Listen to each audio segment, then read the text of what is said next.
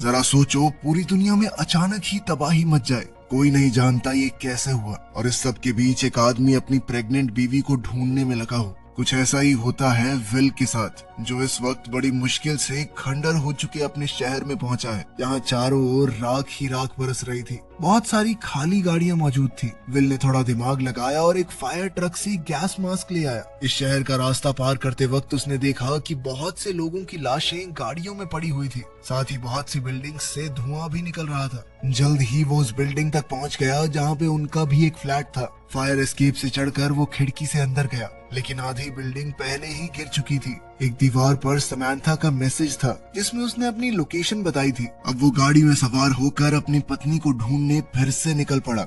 Will याद करने लगा कि कैसे 2-3 दिन पहले तक सब कुछ एकदम बढ़िया था।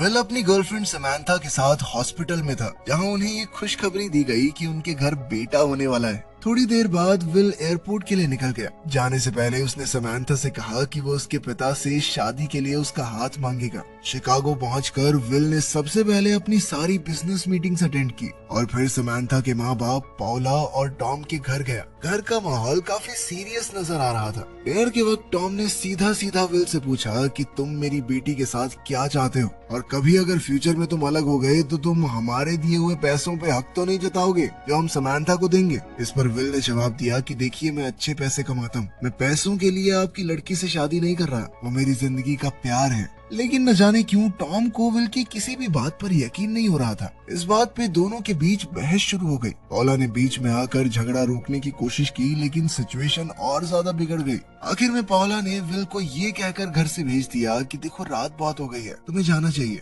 अगली सुबह विल की आंख समंथा की एक वीडियो कॉल से खुली। फोन देखकर उसे एहसास हुआ कि वो वापसी की फ्लाइट के लिए लेट हो चुका है। समंथा ने ये जानने के लिए फोन किया था कि कल रात को तुम पापा मम्मी से मिलने गए थे, कैसी रही मुलाकात। लेकिन समंथा के यहाँ एकदम से बिजली चली गई। समंथा ने कहा कि बड़ा अजीब सा लग रहा है, कॉल के बीच में अजीब सी आवाजें आ रही हैं। फोन की स्क्रीन में भी कुछ हलचल हुई और फिर अचानक फोन कट गया। विल बार बार कॉल करने की कोशिश कर रहा था, लेकिन कोई उठा ही नहीं रहा था। जब वो एयरपोर्ट पहुंचा तो उसे पता चला कि सारी फ्लाइट्स कैंसिल हो चुकी हैं। न्यूज में बताया जा रहा है कि कैलिफोर्निया के पास एक बहुत ही भयंकर भूकंप आया है। थोड़ी देर बाद तो न्यूज के सिग्नल भी चले गए और पूरे एयरपोर्ट की बिजली कट गई। विल ने बिना वक्त गवाए टैक्सी लेने की सोची, और जब उसने ड्राइवर को थोड़े एक्स्ट्रा पैसे देने की बात की तो वो मान गया। टैक्सी सीधा जाकर समंथा के माँ बाप के घर रुकी। विल ने पौला और टॉम को पूरे हालात समझाए। खिड़की से फाइटर जेट्स आसमान में दिख रहे थे। टॉम ने फैसला किया कि वो समंथा को ढूंढने जाएगा और पौला उनके बेटे के घर जाएगी। अब समंथा को ढूंढने विल और टॉम दोनों साथ में निकल पड़े। रास्ते में ट्रैफिक बहुत ज्यादा था। जीपीएस और नेटवर्क पूरी तरह फेल हो चुका था और लोग सुपरमार्केट्स लूट रहे थे ताकि इस इमरजेंसी के हालात में उनके घरों का राशन खत्म न हो। दोनों एक पेट्रोल पंप पे रुके जहां विल पेट्रोल भर रहा था और टॉम ने अंदर जाकर सफर के लिए कुछ सामान बांधा। तभी कुछ लोग विल से झगड़ने लगे और उन्होंने उसकी गाड़ी छीनने की बात कही। जब बात ज्यादा बढ़ गई तो टॉम ने कहा कि 1 मिनट में आपको पैसे दे देता हूँ, लेकिन निकाली उसने पैसों की जगह बंदूक, जिसे दिखाकर उसने उन्हें भगा दिया। हाईवे पे आर्मी चेक पॉइंट था। टॉम ने उनसे बात करके उन्हें समझाया कि मेरी बेटी वहाँ फंसी हुई है, मुझे पता नहीं सही है वो कि नहीं। एक बाप की गुहार सुनकर वो भी मान गए और उन्हें आगे बढ़ने की परमिशन मिल गई। रास्ते में उन्हें बहुत सारी आर्मी ट्रेन्स वेस्ट की तरफ जाती हुई दिखाई दी, जिससे उन्होंने हिसाब लगाया कि माहौल सच में बहुत खराब है।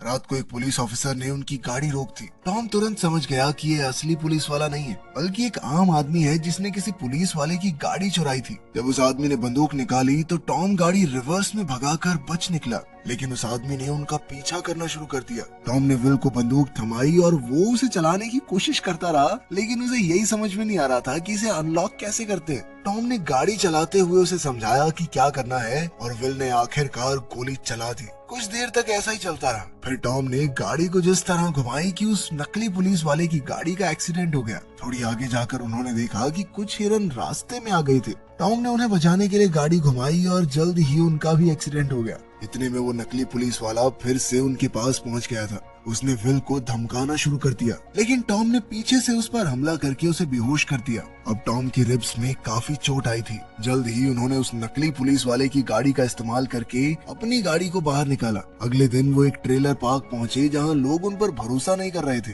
लेकिन एक गैराज में उनकी मुलाकात रिकी से हुई। रिकी ने उन दोनों की खस्ता हालत देखी और उनकी गाड़ी को ठीक करने के लिए मान गई। रेडियो पे बताया गया कि सिर्फ शॉर्ट वेव और सिग्नल्स चल रहे हैं। जो कुछ भी हुआ था उस पर सरकार का अब तक कोई जवाब नहीं आया था। क्या हो रहा है, कैसे हो रहा है, किसी को नहीं पता। आसमान में पक्षी बहुत ही अजीबोगरीब तरीके से उड़ रहे थे। ये बात तो पक्की थी कि कुछ बहुत गलत होने वाला है। टॉम जब वॉशरूम गया तो उसने अपनी चोट देखी। उसका जख्म पहले से बढ़ गया था। रिकी ने उन्हें बता भी दिया कि गाड़ी अभी बस टेम्परेरी ठीक हुई है, कभी भी बीच में खराब हो सकती है, मुझे मत कहना कि बताया नहीं। जब टॉम ने सुना कि रिकी कैलिफोर्निया जाने का प्लान बना रही है तो उसने रिकी को एक डील ऑफर की। टॉम ने कहा कि मैं तुम्हें पैसे दूंगा मेरे साथ चलने के लिए, इससे तुम अपनी मंजिल के करीब रहोगी और बदले में जब भी हमारी गाड़ी खराब हो तो तुम उसे ठीक कर देना। थोड़ी देर सोचने के बाद रिकी ने हाँ कर दी, बस ज्यादा ही पैसे मांग लिए। फिर उन्होंने गाड़ी में रिकी के सारे औजार भरे और फट से निकल गए।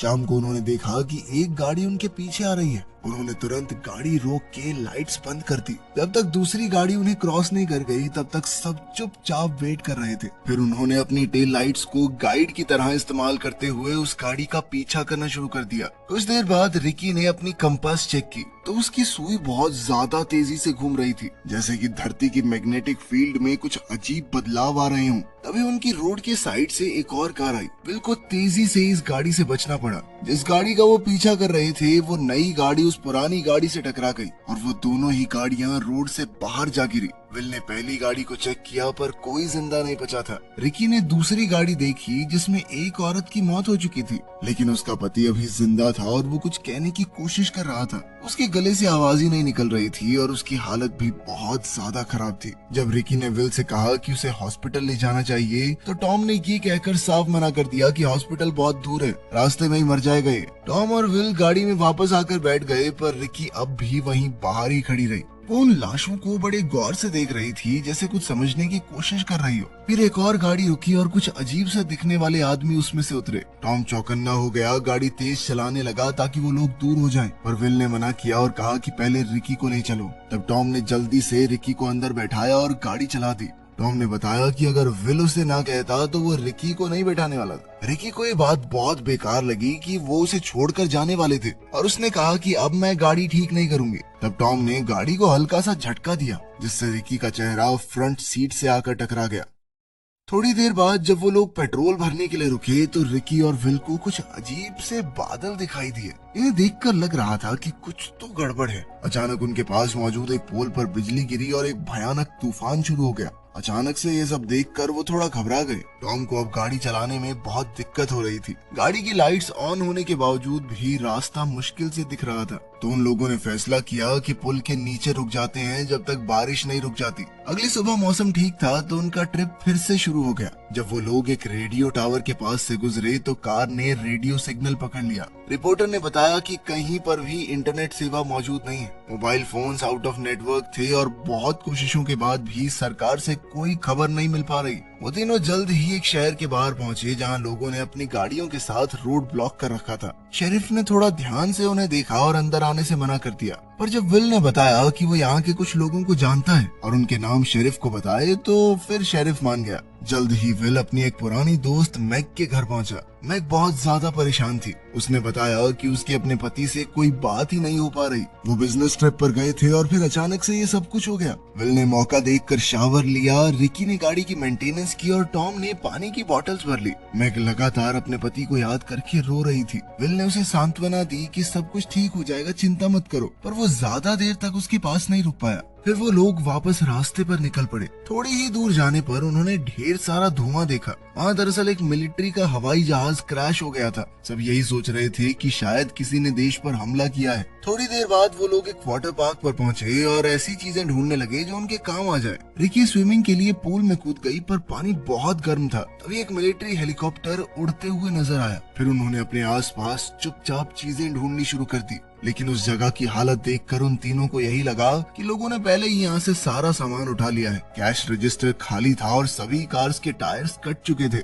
लेकिन पेट्रोल के कैंस भरे जा सकते थे। टॉम अपनी चोट की वजह से ज्यादा वजन नहीं उठा सकता था, इसलिए विल ने जिम्मेदारी उठा ली। रात को जब वो लोग एक एंटीना के पास से गुजर रहे थे तब उनके फोन्स में अचानक से नोटिफिकेशन आनी शुरू हो गई। टॉम के फोन पर समांथा के मैसेजेस आए। वो वॉइस मेल पर उसके लिए अपना प्यार जता रही थी, पर मैसेज में समांथा की आवाज से ज्यादा सिग्नल की खराश थी और अचानक मैसेज बीच में ही रुक गया। टॉम ने भी अपनी पत्नी पॉला को कॉल करने की कोशिश की लेकिन सिग्नल नहीं आया। तभी उन्होंने रास्ते में लोगों की लाइन देखी जो पूरी तरह खास रहे थे। दूर से ही धुआं उठ रहा था और जैसे ही वो लोग पास गए, सामने का नजारा देखकर उनके होश उड़ गए। पूरा इलाका आग से जल रहा था। रिकी ने डर के मारे कहा कि हमें वापस जाना चाहिए, लेकिन विल ने थोड़ी हिम्मत जुटाते हुए कहा कि इसके अलावा कोई रास्ता नहीं है हमारे पास, और उसने गाड़ी की रफ्तार फुल स्पीड पर कर दी। जब वो उस एरिया को क्रॉस कर रहे थे तो गाड़ी को धुएं और राख ने घेर लिया। कुछ देर चलने के बाद उनके सामने एक मदद मांगती हुई औरत आई।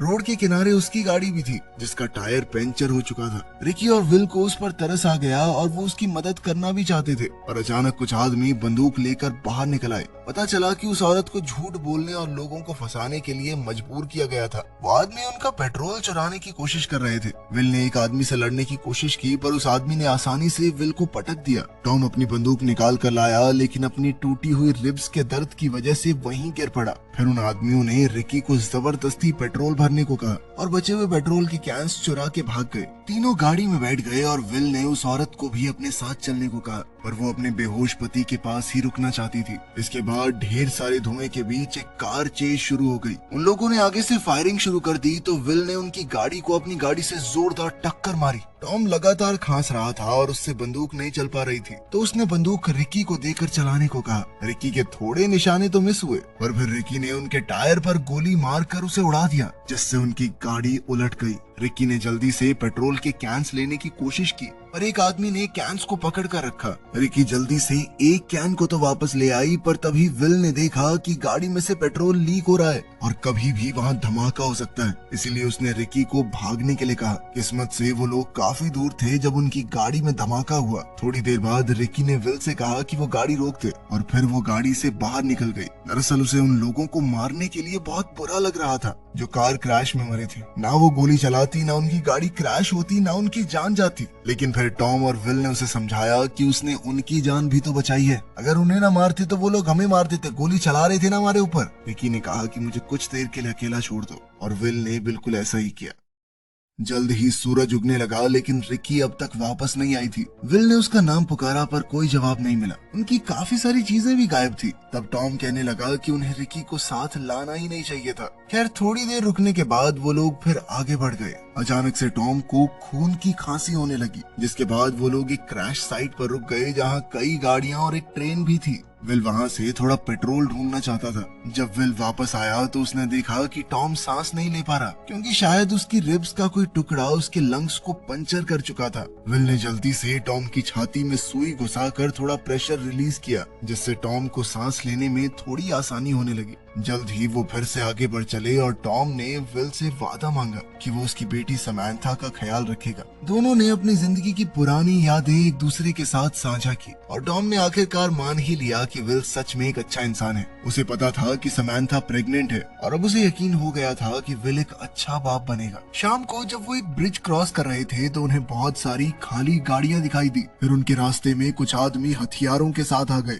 विल ने कहा कि प्लीज हट जाइए, मैं अपने दोस्त को हॉस्पिटल ले जा रहा हूँ, लेकिन उन लोगों ने विल को आगे नहीं जाने दिया। विल समझ गया कि अगर यहाँ रुका तो बहुत बड़ी मुसीबत में फंस जाएगा। उसने जल्दी से गाड़ी रिवर्स में भगाई और दो आदमी बाइक्स पर उसका पीछा करने लगे, पर विल ने गाड़ी को ऐसे घुमाया कि दोनों बाइकर्स क्रैश हो गए। अब वो आगे बढ़ सकता था, लेकिन एक ट्रक उनका रास्ता रोके हुए था। टॉम ने जैसे तैसे गोलियां चलाई और साथ ही विल ने गाड़ी को ऐसे हिलाया कि ट्रक ड्राइवर चकमा खा के साइड में क्रैश हो गया। आखिरकार वो लोग उस पुल को पार करके आगे बढ़े, लेकिन टॉम से अब ये तकलीफ झेली नहीं जा रही थी और वो गाड़ी की बैक सीट में ही चल बसा। थोड़ी देर बाद विल ने गाड़ी रोककर टॉम की बॉडी को देखा और सोचने लगा कि आगे क्या किया जाए। उसने फैसला किया कि वो बिना रुके चलता रहेगा, लेकिन रात के वक्त गाड़ी बीच रास्ते में ही खराब हो गई। विल अब इस गाड़ी से बेहद परेशान हो चुका था। उसने गुस्से में टॉम की लाश समेत गाड़ी पर पेट्रोल फेंक कर आग लगा दी। ये विल का तरीका था टॉम को अलविदा कहने का। अगली सुबह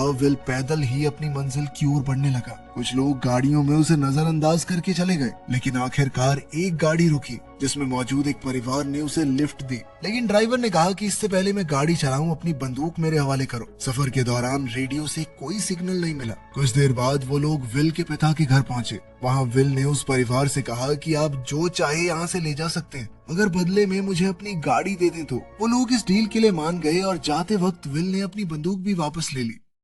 गाड़ी की मदद से वो जल्द ही अपने तबाह हो चुके शहर सिएटल में पहुंच गया। अब कहानी वहीं पहुंच गई जहां से शुरू हुई थी, और अपने फ्लैट में समांथा के लिखे हुए एड्रेस को देखते ही विल तुरंत उसकी ओर निकल गया। जैसे ही वो वहां पहुंचा तो जेरेमाया नाम के एक आदमी ने उस पर बंदूक तानकर पूछा कि कौन हो तुम और क्या चाहिए, लेकिन समांथा ने उसे रोका और विल से मिलने के लिए भागी। चीजें थोड़ी शांत होने के बाद विल ने समांथा को उसके पिता के बारे में बताया। विल ने ये भी बताया कि अगर वो ना होते तो शायद मैं यहाँ तक ना पहुँच पाता। रात को सोते वक्त विल की अचानक से आंख खुल गई। वो बाहर आया तो उसने देखा कि समांथा और जेरेमाया वहाँ बैठे आग सेक रहे थे, तो वो भी उनके साथ ही बैठ गया। बताया जा रहा था कि ये जो कुछ भी हुआ एक भयंकर भूकंप की वजह से हुआ था। पुलिस वालों ने सभी को शहर खाली करने की वार्निंग भी दे दी थी, लेकिन जेरेमाया ने कहा कि मुझे नहीं लगता कि कोई भूकंप था, किसी देश ने हमारे ऊपर न्यूक्लियर बॉम्ब फेंका है पक्का। चीजें इतनी तेज हुई कि किसी को कुछ समझ ही नहीं आया, लेकिन विल को उसकी इस बात में दम नहीं लगा, क्योंकि अगर ऐसा हुआ होता तो वो शहर से ही तो आया है, रेडिएशन से मर चुका होता अब तक। साथ ही Jeremiah bar bar will say उसकी बंदूक मांग रहा था,